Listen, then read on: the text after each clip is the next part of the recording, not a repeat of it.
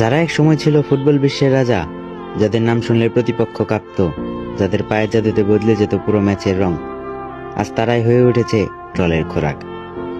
Messi, যে ছেলেটা নিজের কঠোর পরিশ্রম আর নিঃশব্দ লড়াই দিয়ে হয়ে উঠেছিল সবার মাথার মুকুট, আজ তাকে তার চেহারা নিয়ে ট্রল করা হয়।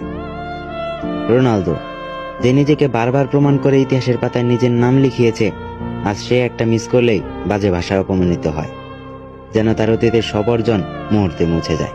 আর বাকি রইল নেইমার, ফুটবল মাঠের সেই মায়াবী শিল্পী, যাকে ইনজুরির ছবল বারবার ছিঁড়ে ফেলেছে। সে আজ পঙ্গুমার নামের তাচ্ছিল্যের উপাধি নিয়ে বেঁচে আছে। হ্যাঁ ভাই, আমি মেসি, নেইমার, রোনালদোর কথাই বলছি, যাদের খেলা দেখে আমরা স্বপ্ন দেখতাম, চিৎকার করতাম, বুক ঠুকে বলতাম এই তো আমাদের নায়ক। আজ সেই নায়করা আমাদের কণ্ঠে বিদ্রূপ শুনে যায়। তাদের কষ্টটা আসলেই কি এতটাই অমূল্য যে আমাদের ট্রলে নিচে পিষে ফেলতে হবে?